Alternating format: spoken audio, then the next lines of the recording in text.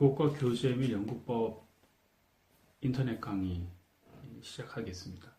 여러분들과 직접 그 수업 장면에서 만나기 전에 인터넷 강의를 먼저 하게 되는 것이 매우 미안하게 생각합니다. 상황이 좀 있어서 여러분들을 강의에 약간의 지장이 있어서 보강은 보강대로 하겠지만 일단 인터넷 강의라도 여러분들이 우리가 공부해야 될 내용들에 대해서 미리 좀 숙지할 필요가 있을 거라고 보고 집에서 핸드폰을 이용해서 온라인 강의 내용을 만들어 보았습니다. 우리가 앞으로 공부해야 될 전체적인 흐름에 대한 설명을 잠깐 하겠습니다. 우리가 공부할 부분은 국어과 교재에 관련된 일련의 공부들입니다. 이 공부는 크게 세 가지 내용을 갖추고 있습니다. 첫 번째는 교육의 근거가 되는 교육 과정이 어떻게 교과서로 구현되는가와 관련된 부분이 첫 번째 부분입니다. 따라서 당연히 교육과정의 내용을 어떻게 이해할 것이고 교육과정이 어떤 식으로 교과서 속에 구체화되고 구현되게 되는지에 대한 원리를 이해하는 과정이 첫 번째 부분이라고 볼 수 있습니다. 우리의 전체 이 과목의 전체 교육과정의 흐름으로 본다면 약 한 3주나 4주 정도의 분량에 해당되는 건데, 즉 우리가 3월 중에 이 내용을 전체를 다 공부하게 되는 건데, 여러분과의 강의가 좀 부족한 부분이 있기 때문에 보강을 통해서라도 이 부분에 대한 내용들을 좀 숙지를 하는 걸로 하겠습니다. 두 번째 부분은 교과서가 어떻게 구조화되어 있고 교과서의 각각의 요소들이 어떤 식으로 교수 학습을 뒷받침하는가, 또 교과서가 어떤 기능을 가지고 있고 그 기능들을 어떻게 활용할 수 있는가와 관련된 분석적인 그 학습의 과정입니다. 이 과정은 4월달 기간 동안에 이루어지게 될 것이고, 4월달의 기간 동안에 이 학습을 위해서 여러분들은 교과서 한 권을 선정해서 그 교과서를 분석하는 작업을 수행하게 됩니다. 여기에 대해서는 이따가 다시 한번 설명을 하도록 하겠습니다. 그 다음에 세 번째 요소는 이제 이러한 이해를 바탕으로 해서 우리가 교육 과정의 내용을 가지고 있다고 할 때 이것을 어떻게 교재로 구체화할 것인가에 관련된 학습을 하는 시기입니다. 5월에서 6월까지 걸치는 동안에 우리가 이 작업을 하도록 하겠습니다.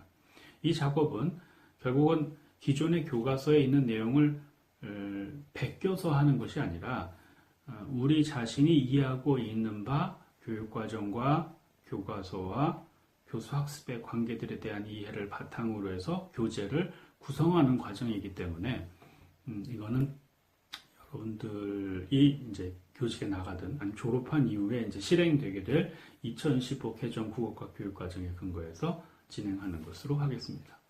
교육 내용이 세 부분으로 이루어져 있으니까, 그리고 각각이 3월, 4월, 5월, 6월 이렇게 구성되어 있으니까 여러분들이 각 시기마다 어떤 내용을 어떤 방식으로 준비해서 공부해야 되는지에 대해서 잘 준비를 해둘 필요가 있겠죠. 이 과목의 공부를 위해서 여러분들이 준비해야 될 내용이 크게 세 가지가 있습니다. 첫 번째는 개념에 대한 학습입니다. 이 개념에 대한 학습은 물론 3월 중 강의를 통해서 반복적으로 여러분에게 알려드리도록 하겠습니다만, 강의를 통해서 듣는 내용만으로는 충분치가 않다고 생각을 합니다. 그래서 여러분들이 관련된 서적이나 도서관 검색을 통해서 해당된 개념과 용어들에 대한 이해를 분명하게 해두는 것이 좋을 것 같습니다. 일단 이 클래스에는 해당된 개념들의 기본적인 의미들을 밝혀서 여러분들에게 알려드리는 것으로 하겠습니다. 거기에 대한 구체적인 이해들은 여러분들이 검색을 통해서 확인하는 걸로 그렇게 하겠습니다. 두 번째는 여러분들이 현행 교과서, 그러니까 2009 개정 시기에 2012년도에 확정된 교육과정에 근거한 교과서, 좀 복잡하죠. 이 교과서는 사용된 시기로 본다면 2014년 이후에 쭉 사용되고 있는 교과서들입니다만, 이 교과서 중에서 여러분들이 학교 현장이나 나중에 또는 임용시험에서 필요할 거라고 생각되는 교과서들을 중심으로 해서 교과서 분석 작업을 수행을 할 예정입니다. 따라서 여러분들은 적어도 고등학교 국어 교과서, 고등학교 문학 교과서, 고등학교 화법과 작문 교과서에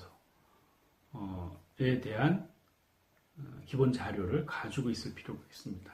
근데 이 모든 교과서를 다 가지고 있을 수는 없기 때문에 내가 여러분에게 PDF로 구성되어 있는 교과서 자료를 제공을 할 예정입니다. 하지만 실물로 된 교과서도 꼭 필요하니까 여러분들이 교과서를 좀 구해둘 필요가 있겠습니다. 세 번째는 교과서를 구체화하기 위해서 필요한 각종 자원들이 있습니다. 교육 자원들이 있습니다. 예컨대 우리가 교과서에 문학단원이라고 한 문학작품이 실려야 되겠죠. 그럼 문학작품을 여러분들이 찾아서 구해야 됩니다. 이거는 실물 형태로 여러분이 가지고 있는 건 아니고 여러분들이 수업을 위해서 검색이나 자료조사를 통해서 확보해야 되는 내용이 되겠죠. 만약 여러분들이 설명이나 설득과 관련된 단원을 내용 구성을 해야 되겠다라고 한다면 설명이나 설득과 관련된 음성 담화 혹은 글 자료를 여러분들이 확보를 해야 되겠습니다. 그리고 교과서 안에 그 외 많은 다양한 학습의 요소들이 들어가 있기 때문에 이 학습의 요소들도 역시 여러분들이 확보해 둘 필요가 있겠습니다. 이 과목의 평가는 크게 두 부분을 가지고 평가를 할 계획입니다. 물론 그 외에도 출석이나 참여 이런 요소들도 있겠습니다만 기본적으로 첫 번째로는 어떻게 교과서를 잘 분석하는가, 두 번째는 어떻게 교과서를 잘 구성하는가, 이렇게 두 가지 측면을 가지고 진행을 할 계획입니다. 어떻게 교과서를 잘 분석하는가의 문제는 여러분들이 사실은 여러분들 자신의 능력을 완전히 평가한다기보다는 여러분들이 이걸 통해서 학습을 하는 과정이기도 하기 때문에 기본적으로 이 활동들을 충실하게 수행하는가에 초점을 두고 평가를 할 계획입니다. 그러니까 얼마나 독창적인가, 얼마나 새롭고 얼마나 참신하고 같은 말이네요. 얼마나 다양한 자료들을 가지고 교재를 구성하는가 하는 문제는 사실은 이 두 번째 교과서 분석 작업에서 필요한 내용은 아니죠. 왜냐하면 현행 교과서를 가지고 공부하기 때문에 따라서 여기에 관련된 평가 내용은 개별적 평가가 아니라 조별 평가로 진행할 계획입니다. 조별 평가에서도 실제로 조별 논의가 가능한 수준으로 평가를 진행할 생각입니다. 이거보다 조금 더 비중이 크고 중요한 부분이 있습니다. 비중이 크고 중요한 이 부분은 교과서를 어떻게 구성하느냐와 관련된 부분입니다. 평가에서 세 번째 요소, 즉 말하자면 교과서 구성 부분이 가장 중요한 평가 요소에 해당합니다. 그래서 이 가장 중요한 평가 요소이기 때문에 조별로 평가하기보다는 개인별 평가를 할 계획입니다. 개인별로 교재 구성을 하는 작업을 5월에서 6월 달까지 진행하고 거기에 따라서 평가를 하도록 하겠습니다. 이제 우리가 전체적으로 공부해야 될 내용의 제일 앞부분에 놓여 있는 교육과정과 교과서의 관계, 그리고 이 교과서의 기본 틀을 이루고 있는 교재 개념에 관련된 공부를 하도록 하겠습니다. 먼저 여러분들은 이 공부를 위해서 두 가지 자료를 좀 참조할 필요가 있겠는데요. 첫 번째는 예고를 한 바와 같이 우리가 2학기 때 쓰게 될 국어과 교사학습 방법 교재죠. 국어과 교사학습 방법. 이 책의 4장 부분을 읽어두기를 권합니다. 4장에 해당되는 내용은 미리 교과서를 구입해서 봐도 되겠고 아니면 필요한 부분을 복사해서 봐도 되겠는데요. 해당된 파일을 이 클래스의 강의 자료에다가 올려놓을 테니 이 자료를 그냥 보는 방법도 있겠습니다. 우선 이 교재를 보면 이 교재의 그 해당된 4장 내용을 보면 교재의 정의부터 얘기가 나옵니다. 여러분들이 교재의 개념을 먼저 명확하게 알고 있어야만 우리가 앞으로 공부할 부분들에 대한 이해를 제대로 할 수 있기 때문에 교재 정의 부분을 먼저 정리하는 걸로 하겠습니다. 역시 여기에 관련된 내용은 강의 안으로 올려두었습니다. 해당된 강의안을 참조하시면서 공부를 해두시기 바랍니다. 교재 정의부터 설명을 하겠습니다. 교재라고 하는 것은 교수 학습의 상호작용의 활동이 있죠. 그 교수 학습의 상호작용의 활동을 촉진하기 위해서 활용하는 유무형의 모든 교수 학습의 자원들을 교재라고 얘기를 합니다. 지금 우리가 얘기한 이 개념 안에서는 몇 가지 핵심적인 요소들이 있다는 걸 알 수 있죠. 우선 첫 번째, 교재는 교수 학습의 상황을 전제 조건으로 하고 있습니다. 교수 학습의 상황이라고 얘기하는 것은 교수적 행위와 학습적 행위가 동시에 작용을 한다는 거죠. 상호작용한다는 거죠. 단순하게 학습만으로는 교재라고 하는 것이 존재할 수가 없다는 얘기예요. 그러니까 우리가 교실에서 사용하는 교실의 교육 상황에서 사용하는 것들은 교재라고 볼 수 있겠죠. 그럼 어떻습니까? 혼자서 공부를 하고 있는데 그때 사용하는 교육 자료들은 교재가 될 수 있을까요? 없을까요? 이때의 교육 자료라고 하는 것이 어떤 성격이냐에 따라서 교재가 될 수도 있고 되지 못할 수도 있습니다. 교재가 될 수 있는 상황이라고 하는 것은 그 교육 자료 안에 학습의 과정을 안내하거나 학습 목표를 제시하고 그 목표에 대한 도달 여부를 판단해 줄 수 있는 기준이 존재하거나 또는 학습의 일정한 흐름들을 이끌어 주게끔 미리 설계되어 있는 교육 자료라면 그렇다면 그것은 교재라고 얘기할 수 있습니다. 그렇다면 교수적 행위는 어디에 있는 걸까요? 혼자서 자학하고 있는데 자학 자습을 하고 있는 도중인데 교수적 행위가 보이진 않잖아요. 이 교수적 행위는 교재 안에 포함되어 있는 겁니다. 그러니까 교재 안에 교수적 행위가 교재의 학습 요소들로 구현되어 있다. 이렇게 보는 거죠. 다시 정리 좀 해보겠습니다. 교실에서 교사 학습자가 같이 교육과 학습이라고 하는 그런 각각의 작용들을 상호작용하면서 활동하고 있는 도중이에요. 이때 이것을 돕기 위해서 활용하는 유무형의 자료들은 교재다. 이렇게 얘기할 수 있는 거죠. 교사가 없습니다. 학습 자료가 있고 학습자가 있습니다. 그런데 학습 자료 안에 학습을 이끌어주는 교수적 행위가 학습 요소로 포함되어 있다라고 한다면 교수적 행위가 이미 교재 안에 들어가 있는 형식이기 때문에 이것도 역시 교재라고 얘기할 수 있겠습니다. 학습자가 없고 교사 혼자서 어떤 교육 자료를 보고 있다고 하면 학습자를 앞으로 만나게 될 것이다. 학습자와의 교육적 상호작용을 앞으로 하게 될 것이다 라고 하는 전제가 있다면 역시 이것도 교재라고 얘기할 수 있겠죠. 만약에 그런 전제가 없다면 교재라고 얘기하기는 어렵습니다. 그러니까 역사학자가 국어 교과서를 들여다보고 있다고 해서 그 국어 교과서가 교재가 되는 것은 아닙니다. 국어 교육을 전공하고 있는 대학 교수가 국어 교과서를 들여다보고 있는데 그 국어 교과서를 보는 이유가 예를 들어서 국어 교육론 시간이나 아니면 지금 우리가 공부하고 있는 국어과 교재 및 연구법의 과목의 강의를 위해서 보는 것이 아니라 논문을 쓰기 위해서 보고 있는 것이라면 그것은 교재라고 부르지는 않습니다. 학습자와의 결합이 전제가 되어 있는 것을 교재의 정의 속에서 중요하게 본다는 거죠. 자, 우선 첫 번째 요소 하나를 봤습니다. 교재라고 하는 것은 교수 학습의 상황을 전제하고 있다. 첫 번째입니다. 두 번째는 교수 학습을 촉진하는 기능을 가지고 있는 것이 교재입니다.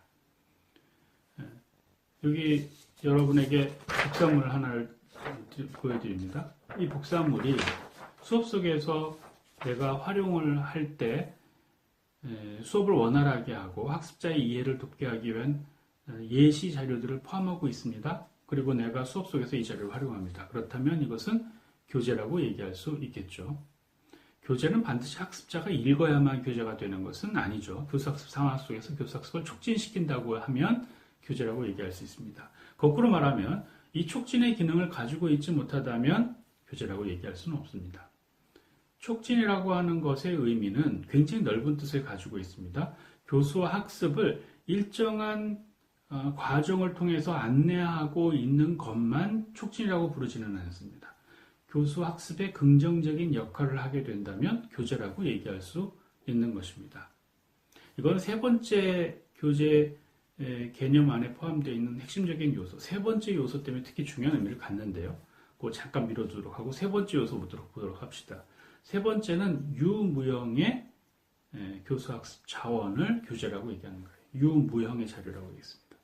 유무형의 자료라고 했으니 유형이라고 하는 것은 당연히 우리가 교재라고 생각하기 쉽죠. 책이 있으면 책은 교재다 생각하기 쉽죠. 책이 아니라 복사물은 어떻습니까? 복사물 안에도 교수학습을 촉진하고 있는 내용이 포함되어 있고 교수학습 상황 속에서 사용되고 있다면 교재라고 얘기할 수 있습니다. 그렇다면 만약에 무형의 교수학습 자원은 어떻습니까? 무형의 교수학습 자원 가운데 어떤 것이 있을까요? 예컨대 교사 자신의 어떤 것이 혹시 교재가 될 수 있을까요? 여러분들은 머릿속에 상상을 아닙니다. 여러분 머릿속에 한번 떠올려 보세요. 여러분들이 영어 공부를 하는데 옛날 영어 공부하는 방식을 생각해 봅시다. 청음식 교육이라고 얘기해서 오디오를 귀에 듣고서 따라서 읽는 훈련을 하는 교육입니다. 오디오 테이프가 있거나 아니면 CD가 있거나 아니면 음성 파일 형태가 되어 있겠죠. 그걸 귀에 듣습니다. 그 안에서 아주 모범적인 발음과 억양을 가지고 있는 소리를 들려줍니다. 그리고 나서 따라 읽으라고 얘기합니다. 그러면 이제 공책이든 아니면 책의 형태든 간에 내가 그것을 보면서 따라 읽습니다. 이때 내가 보고 있는 책은 교재가 될 수 있겠죠. 이 책의 형태가 아니라 하더라도 복사물 형태로 활동지 같은 것들도 교재가 될 수 있겠죠. 그렇다면 만약에 내 귀에 들리고 있는 이 소리는 교재가라고 얘기할 수 있을까요? 만약 그 들리는 소리가 예를 들어서 이때 이 소리는 이렇게 발음해야 됩니다 라고 얘기한다면 그거는 교수적 행위잖아요. 그렇다면 교사의 실물은 없지만 교사의 말이 그 오디오의 형태로 존재한다고 볼 수 있으니까 이건 교재라고 얘기하기는 어렵겠죠. 교사의 다른 형태의 현현이라고 볼 수 있습니다. 하지만 이러한 방식으로 발음해 보세요 라고 얘기하고 불러준 그 말 자체는 내가 따라서 읽어야 되는 그 말 자체는 나에게 있어서는 음성적인 교사학습 자원이 됩니다. 그것은 교재라고 얘기를 합니다. 그러면 내가 수업에서 여러분들에게 수업을 할 때 여러분들에게 예를 들여 보이는 경우가 있잖아요. 예를 들여 보일 때 그 예라고 하는 것은 교재가 될 수 있을까요? 음성적 자원이라고 얘기한다면 교재라고 얘기할 수 있는 겁니다. 그러니까 교재를 좁게만 생각하는 게 아니라 넓게 생각할 수 있다는 것이 이 핵심적인 요소 세 가지 속에 포함되어 있는 거죠. 촉진이라고 하는 것은 바로 이 무형의 교수학습 자원이라 하더라도 교수학습을 촉진하는 기능을 가지고 있는 그러한 자원이라면 교재라고 얘기할 수 있다라고 얘기하는 겁니다. 자, 그래서 우리가 이제 교재 정의 안에 포함되는 세 가지 핵심적인 개념을 생각했고, 이 핵심적인 개념을 가지고 교재 정의를 생각을 해보면, 교재 유형을 생각해보면, 교재는 유형의 교재가 있고, 무형의 교재가 있다. 그렇죠? 유형의 교재 가운데는 책의 형태로 되어 있는 유형의 교재도 있고, 책이 아닌 다른 형태로 되어 있는 유형의 교재도 존재합니다. 책의 형태라고 하는 것은 교재 중에서도 가장 학습 요소, 필요한 학습 요소들을 아주 잘 완비하고 있는 교재 형태라고 얘기할 수 있겠습니다. 그런데 그런 학습의 요소들을 최소한으로 가지고 있는 유형의 교재 형태들도 존재한다는 얘기입니다. 그리고 그 최소한으로 가지고 있는 유형의 교재 형태 가운데에는 종이로 되어 있는 것만 교재라고 얘기하지 않고 종이 외에 멀티미디어 자료, 청각 자료, 시각 자료, 그 밖에 다양한 방식의 경험적, 지각 대상이 되는 경험적 자료들이 다 교재가 될 수 있다라고 얘기하는 거고 그것은 유형의 교재에 포함되는 겁니다. 하지만 또 무형의 교재도 존재하는데 무형의 교재는 사실은 우리한테는 일정한 형식으로 존재하는 교재 말고 자원으로 존재하는 교재들을 얘기하는 거라서 훨씬 더 넓은 의미로 광의의 교재 개념으로 확장될 수 있는 여지들을 제공해 준다 이렇게 볼 수 있겠습니다. 자, 이제 우리가 관심을 조금 더 좁혀보도록 할게요. 우리가 이제 이 강의에서 두 가지를 중요하게 생각하게 될 것 같은데 그 두 가지라고 하는 것은 유형의 교재 중에서도 교수 학습에 활동들을 촉진하기 위한 학습 요소들을 잘 조직해서 가지고 있는 교재, 그러한 교재와 학습 요소들을 최소한으로 가지고 있지만 다양한 국면에서 활용할 수 있는 교재, 이 두 가지로 나누어서 교재에 대해서 공부하고 분석해보고 개발하고 할 것입니다. 이 중에서 전자, 교사학습의 활동들을 촉진하기 위해서 필요한 학습 요소들을 잘 조직해서 가지고 있는 교재 중에서 가장 대표가 되는 교재가 뭐냐? 그게 교과서라고 부르는 겁니다. 사실 교재 중에서 교사학습 요소를 다 갖추고 있는 것을 무조건 교과서라고 부르지는 않습니다. 교과서는 교육과정에 따라서 조금씩 그 형태나 특성이나 기능이나 방식들을 달리해 왔기 때문에 교과서는 대표가 되는, 교재 중에서 대표가 되는 교사학습 자원이라고 얘기할 수는 있지만 모든 교사학습 요소들을 다 포함하고 있다고 얘기하지는 않습니다. 어쨌든 현행 교육과정에서, 그리고 최근 한 반세기 정도, 사반세기 정도의 교육과정 속에서 교과서는 교사학습의 요소들을 잘 조직해서 가지고 있는 교재의 전형적인 모습을 취하고 있기 때문에 교과서라고 흔히 생각을 하는 것이죠. 이 교과서와 관련돼서 우리가 정리해야 될 내용들이 있는데, 그 내용은 여러분들이 이 클래스의 강의 안에 포함되어 있는 교재 기능 부분들을 참조하고, 또 국어과 교사학습 방법 교재 4장에 들어가 있는 교재 기능 부분들을 보면 여러분들이 짐작할 수 있을 거라고 봅니다. 지금 우리가 정리할 몇 가지 항목들이 있는데, 이 항목들은 2학기 때 정말 중요하게 필요한 겁니다. 그래서 여러분들이 꼭 잘 정리해둬야 되겠습니다. 교재 기능 부분을 정리를 하겠는데요. 교재는 크게 한 6가지 혹은 7가지 정도의 기능을 가지고 있습니다. 이 6가지, 7가지의 기능은 잘 생각해보면 우리가 교과서, 현행 교과서 안에서 다 확인할 수 있고, 교과서의 흐름대로 찾아가 보면 교재의 기능이 이런 기능이 있구나 하는 것들을 알 수 있습니다. 정리 좀 해보겠습니다. 첫 번째 교재의 기능. 교재는 교육 내용을 제시하는 기능을 가지고 있습니다. 이거 조금 구분해서 볼 수 있는데요. 그 구분해 볼 때 첫 번째 들어가는 거는 교육과정에 목표가 있습니다. 그걸 이제 성취 기준이라고 얘기하죠. 성취 기준은 교과서에서, 교재에서 각각의 구성의 원리에 가장 근본이 되는 조직 원리들을 제공해 주는 게 성취 기준이에요. 나중에 다시 설명을 하겠습니다만, 그래서 그 조직의 원리를 제공해 주는 그 성취 기준을 구체화해서 제시하는 기능을 가지고 있다가, 이게 첫 번째입니다. 성취 기준을 구체화해서 제시하는 기능을 가지고 있다. 여러분들이 교과서를 펴보면 모든 교재가 사실은 반드시 그래야 된다고 얘기할 수는 없습니다만, 교과서들은 일반적으로 그래 왔어요. 교과서를 펴보면 교과서는 일정하게 단원 체제를 가지고 있고, 이 단원 체제에 교과서 전체를 묶어주는, 교과서 단원을 묶어주는 핵심적인 원리가 있습니다. 그 핵심적인 원리를 단원 학습 목표라고 얘기하는데, 이 단원 학습 목표는 교육과정의 성취 기준을 구체화한 것입니다. 성취 기준은 여러분이 교육과정 문서를 보면, 교육과정 문서는 학습자들이 성취해야 될 능력들에 대해서 분야와 영역을 나누어서 어떤 과정으로 그 능력을 갖추게 할 것인가에 대해서 개괄적으로 쓴 겁니다. 추상화되어 있는 거고 일반적인 진술로 되어 있습니다. 따라서 여기에는 구체적인 맥락들이 제시되어 있는 것은 아니죠. 교과서로 넘어오게 되면 구체적인 맥락들이 들어오게 됩니다. 그래서 구체적인 맥락을 갖게 되면서 성취 기준이 구체화가 된다, 이렇게 얘기를 하는 거죠. 단원 학습 목표로 구체화가 됩니다.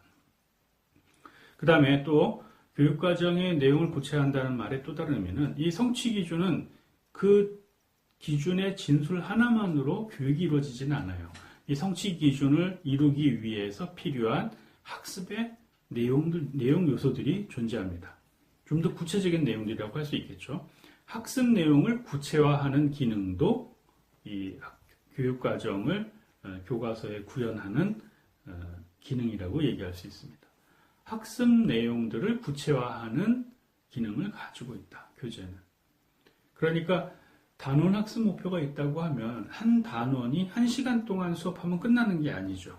보통 하나의 단원은 15시간에서 20시간 정도의 시간을 가지고 15시간에서 20시간, 조금 적을 수도 있겠네요. 그 정도의 시간을 가지고 하나의 단원이 구성이 되는데 이 하나의 단원 안에 하나의 단원 학습 목표가 있다면 하나의 학습 목표, 즉 성취 기준을 구체화한 이 학습 목표가 1시간 동안 이루어지는 게 아니라 여러 차시에 걸쳐서 수업을 통해서 도달하게 될 거 아니겠어요? 그렇다면 성취 기준도 마찬가지로 그 하위에 여러 가지 하위의 내용 요소들을 가지고 있어야 되겠죠. 하위의 내용 요소들로 이루어져 있는데 그것이 교과서에서는 학습 내용 요소라고 얘기하는 겁니다. 학습 내용 요소들은 일반적으로 한 차시에 하나의 내용 요소를 가지고 있고 따라서 한 단원의 단원 학습 목표가 성취 기준에 대응하고 있다면 각 차시별로 학습 목표들을 가지고 있을 거예요. 다음 학기 여러분들이 구체적으로 경험하겠지만 매 시간마다 교사가 들어가서 학습 목표를 제시해 줍니다. 그때 그 학습 목표에 해당되는 진술안의 핵심적인 내용이 뭐냐면 그게 바로 학습 내용 요소라. 이 학습 내용 요소가 여러 개가 합쳐져서 한 단원의 학습 목표가 되는 것이니까 성취 기준도 그 밑에 여러 개 학습 요소를 가지고 있고 이 학습 요소가 또 구체화된 것이 각 차시별 학습 목표다. 이렇게 생각하면 되겠습니다. 그래서 내용을 구체화하는 기능을 가지고 있다. 그 다음에 교재는 이 내용들을 어떻게 제시할 것인가와 관련된 기능도 가지고 있어요. 말하자면 내용을 그냥 학습자에게 던져주지는 않죠. 교수 학습을 통해서 학습자가 경험하게 해주죠. 따라서 교수 학습의 일련의 교수 학습 속에서 교재가 구성되는데 그 일련의 교수 학습이라고 하는 것은 다른 말로 하면 교수 학습 방법이라고 얘기합니다. 교수 학습 방법을 제시하는 기능을 가지고 있기도 합니다. 교재가요. 그러면 이 교수 학습의 방법이라고 하는 것은 교사가 교수 행위를 하고 학습자가 학습 행위를 하게끔 만들어주는 일련의 절차와 과정들을 얘기하는 거겠죠. 일련의 절차와 과정 속에서 구체적인 활동들을 할 거 아니겠어요? 따라서 교재는 학습 활동, 교사 입장에서는 교수 활동이 되겠지만 기본적으로 교재가 학습자의 학습을 돕고 그래서 학습을 통해서 학습 능력을 갖게 만들어 성취 기준에 도달하는 거니까 학습이 기준이 되겠죠. 그래서 학습 활동을 구체화하고 있는 학습 활동, 일련의 학습 활동들을 조직해서 갖추고 있는 기능을 하고 있는 것이 교재입니다. 교수학습 방법을 제시하고 교수학습 방법을 구체화시키면 그 안에 학습 활동들이 존재하는데 학습 활동들을 역시 제시하는 기능을 하는 것이 교재의 기능이다. 이렇게 볼 수 있습니다. 그런데 이때 국어 교과서를 놓고 얘기한다면 학습 활동이 단순하게 추상적으로 활동을 한다라는 말만 갖고 실현되지는 않겠죠. 구체적으로 어떤 맥락 속에서 이루어질 텐데 그 맥락이라고 하는 건 국어 교과서에서는 언어적 자원을 가지고 이루어지는 맥락입니다. 예컨대 담화 상황 또는 텍스트 상황이라고 하는 것들을 가지고 있습니다. 그러니까 언어 자료들을 제시하는 기능도 가지고 있는 것이 교재라고 얘기할 수 있겠죠.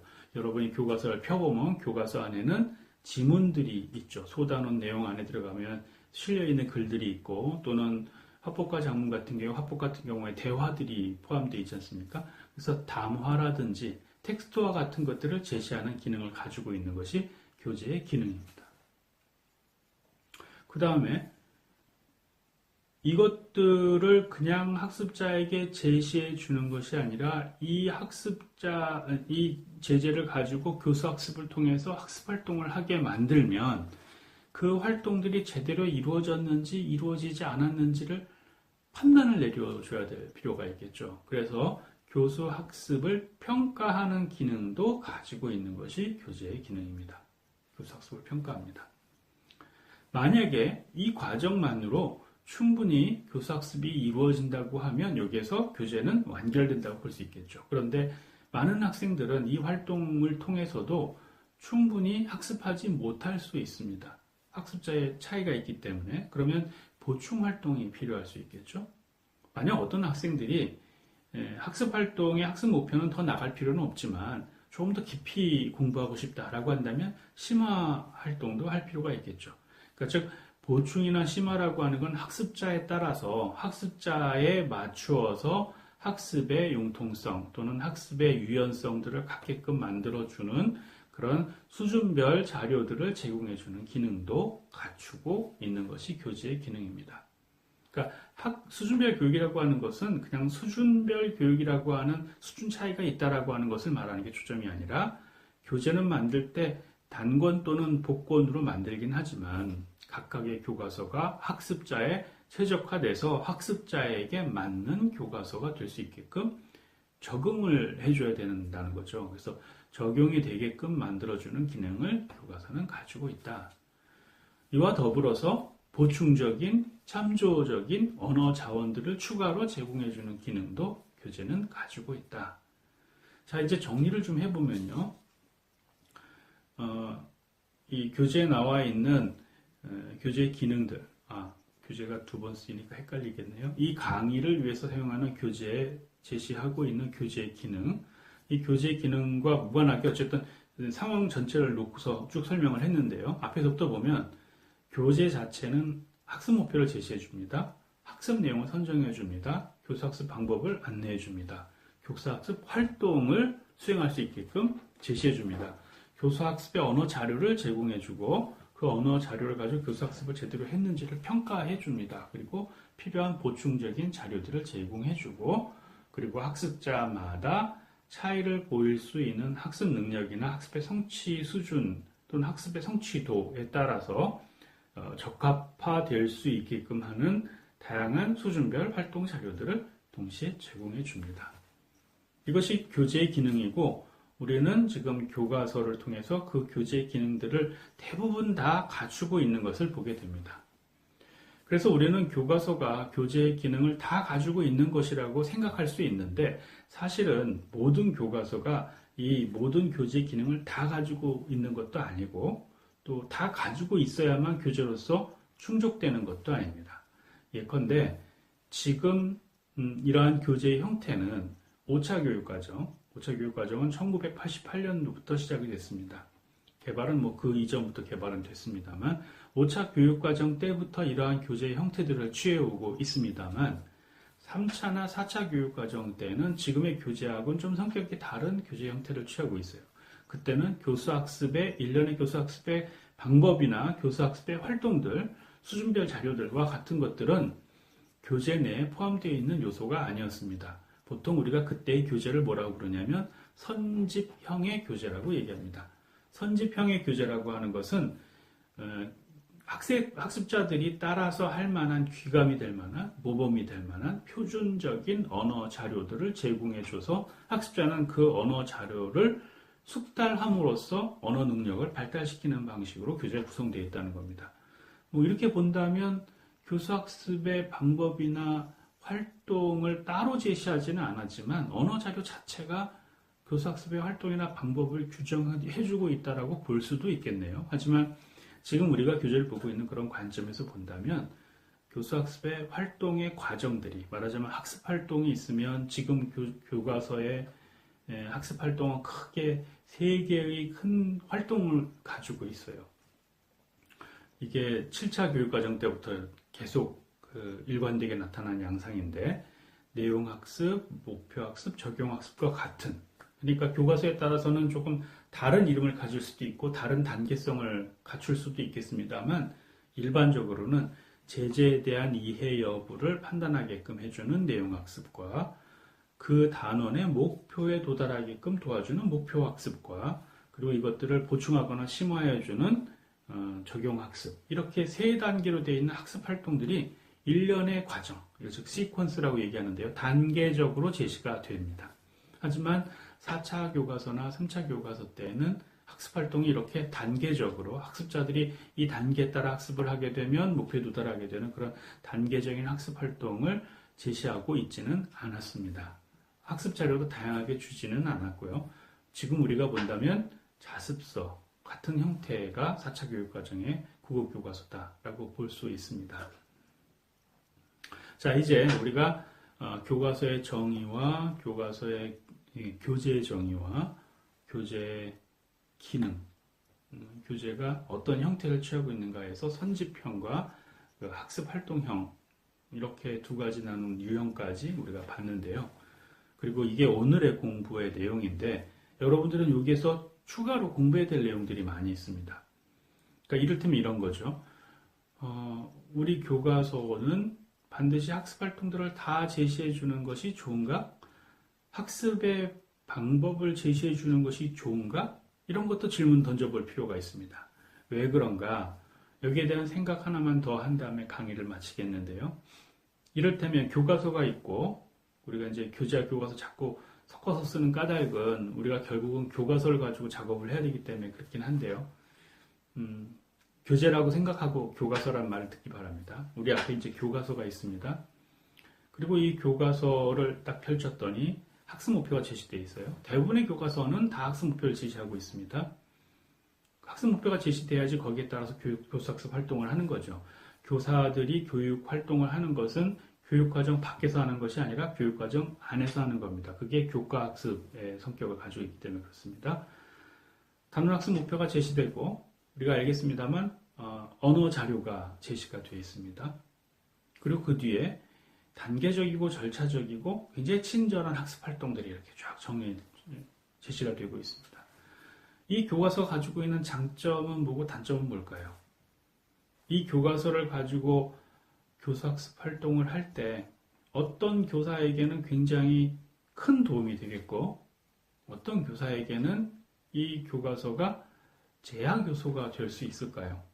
그걸 생각을 해볼 필요가 있겠는데요. 이거 과제입니다.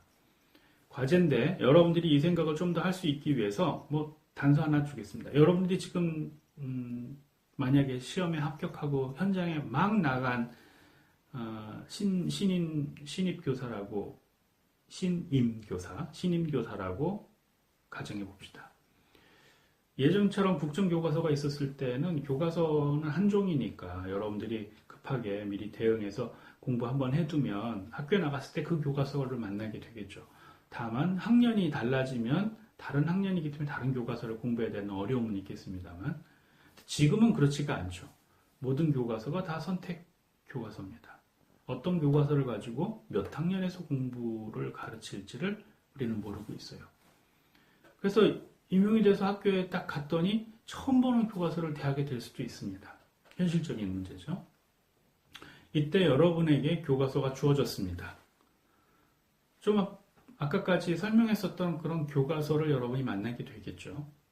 그 교과서는 여러분에게 도움을 더 많이 줄까요? 아니면 제약을 더 많이 줄까요? 자, 이걸 바탕으로 해서 교과서에서 교수학습 방법을 제시하고 교수학습 활동이 잘 조직되어 있는 교과서, 즉 학습활동형 교과서라고 아까 얘기했습니다. 그 교과서가 가지고 있는 장점과 단점에 대해서 생각해 보시기 바랍니다. 이걸 위해서 생각할 단서를 주기 위해서 논문도 한 편 또 올려놨습니다. 그래서 논문도 읽으면서 공부를 해보기 바랍니다. 오늘 수업은 여기까지 하겠습니다. 정말 미안합니다. 우리가 이거 보강을 또 하긴 해야 되는데 상황이 좀 그런 상황이 있어서요. 나중에 강의에서 여러분에게 설명하도록 하겠습니다. 이상 마칠게요.